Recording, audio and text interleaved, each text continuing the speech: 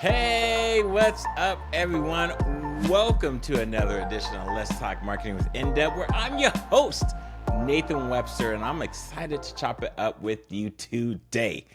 Today oh my gosh, I can't still believe, look, y'all, I'm just keeping it real with you. It's 164 episodes. We're going to talk about the top 3 clickbait marketing schemes that I think that's out there. Now, before we get into it, I'm going to do what's right and say thank you to all my worldwide listeners out there. Man, sorry, I just bumped the mic. To all my worldwide listeners out there, or to all my worldwide viewers on YouTube, subscribing. What's up, everyone? How you doing? Thank you for subscribing.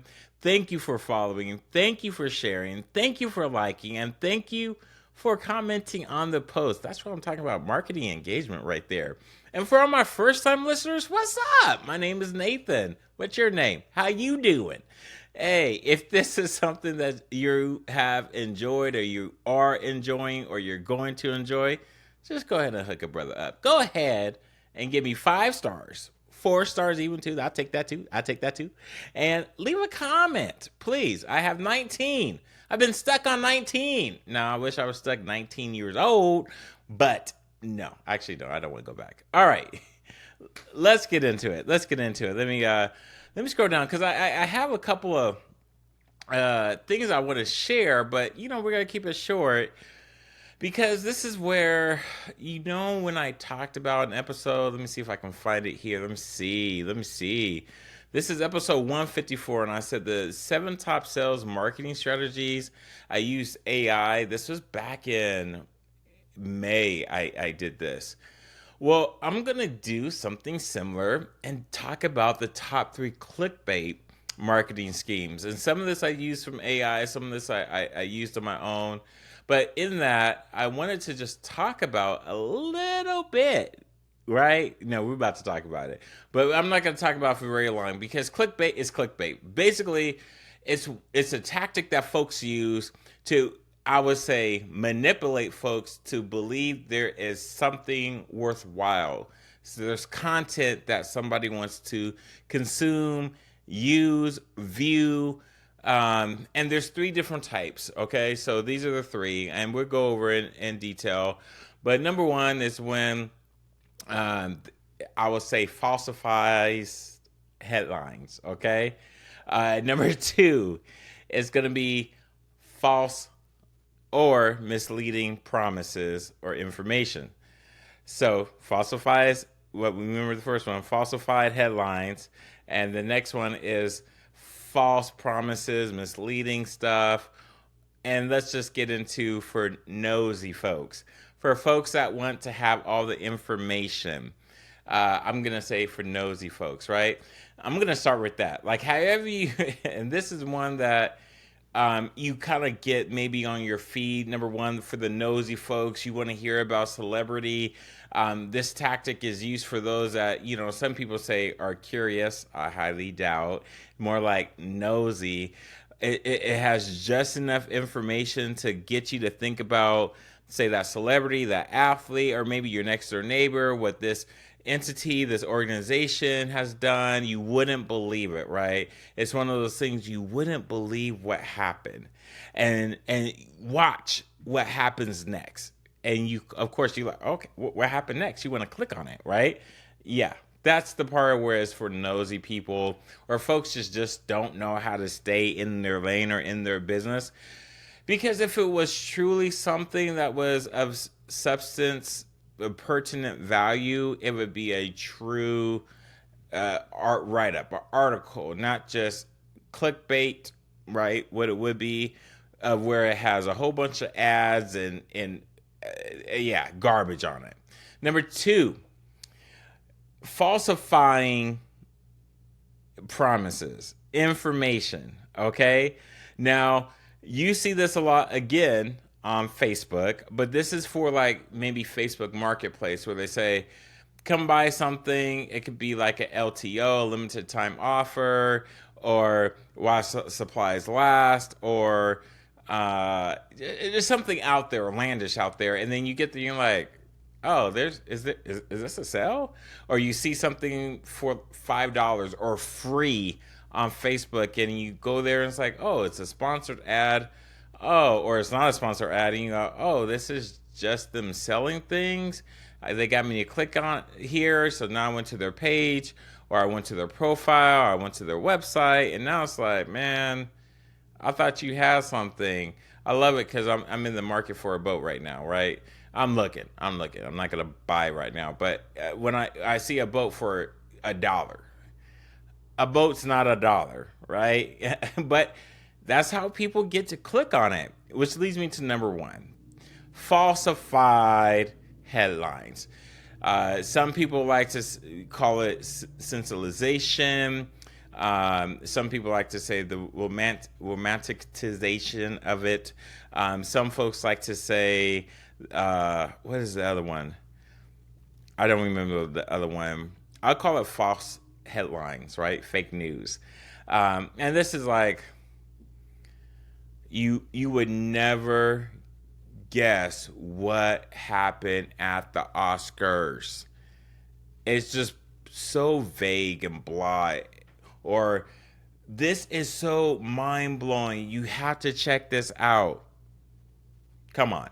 We know that it's not mind-blowing, but us clicking on that is mind-blowing that we fell for it.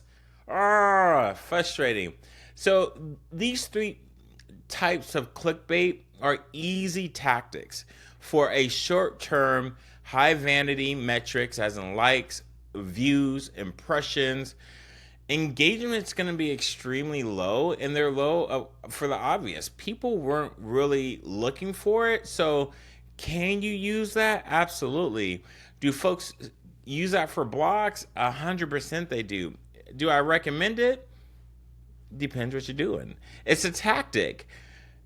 When you get someone to your page, you got to keep them there. So if you're going to use that and have it be salacious or provocative, it better be engaging and keep people there and not have more distractions when they get to the page. That's the other thing. When you click on these sites, then they take you, it takes you to a page that has all these other sites. And it's like, oh my gosh, like what? Like, no, I just came here for this little bit of content on the site and then that's it, right? So you can use it as a tactic because you might say, Nathan, okay, are you saying should I use it or should I not use it? I'm not saying it's right or it's wrong. Kind of, I'm saying it's wrong.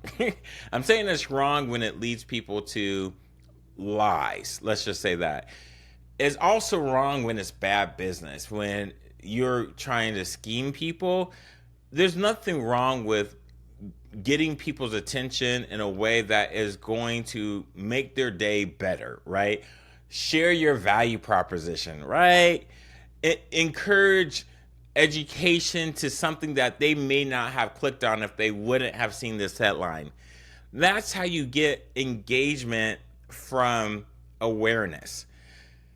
Now, if you're trying to get both engagement and awareness, and I would just say folks to like fall in love with you through loyalty and being a valid thought leader in the space, it's not going to be by clickbait. Now, on Instagram or YouTube, them shorts, when you can make a frame or a thumbnail that captures somebody's attention, you're going to have to do something. It can be clickbait-ish, but if you continue to do that as a tactic, at the end of the day, people are just not going to trust you. So the clickbait, it can work. And yes, you can use it. Do I recommend it? At the end of the day, I would never tell my clients to do it. No. Do I do it? Hex to the no. It's just not the right way I like to come across. I like to do things authentically. And guess what? If they're not for me, if they don't want to do business with me, they don't do business with me. That's what it is. So clickbait, if that's who you want to be, that's on you. If you don't want to be that, then don't do it. And also be aware of these things because that's how people get scammed. You don't want to be in the mix, which I did get a phone call. Interesting story. Someone called me, and this is what I will end with. Someone called me to say, it wasn't your company that sold me this because you were on advertising this. I'm like, I do run an ad about this, but I wasn't the one that did anything This is my mobile number. You contacted me directly. You said you didn't contact the other person. You're now calling. You would have to interact with me. So they were like, yeah, because I was about to call the attorney general, blah, blah, blah. I'm like, you still should, just not on me. I'm not the person. But this is where, again, clickbait, it's stuff. Clickbait is clickbait, not for you to enjoy the content or just think, has any luxury brands or any brands that you love and enjoy do clickbait stuff? Answer is no. That's a no for me, dog, as someone else would say. All right. So I hope that does kind of help you in regards to your tactics. I know sometimes people say, well, what type of tactics should I use? What type of strategy should I use? This is not it. If you're trying to make anything that's false, headlines, basically false promises, you're oh man, no, I can't talk. If you're trying to do any sensationalization of any sort of products that basically the experience is going to fall flat, your brand will take a hit. It's not the right thing to do. And again, and again, and again, people will not trust you. When it comes to clickbait, this is not about building a brand. It's about building a sale. So it's not the right way to build relationships. Again, people will not trust you if you do clickbait. So please don't implement that strategy. It could be a tactic that can be used, but if you're going to use that tactic, use it for good.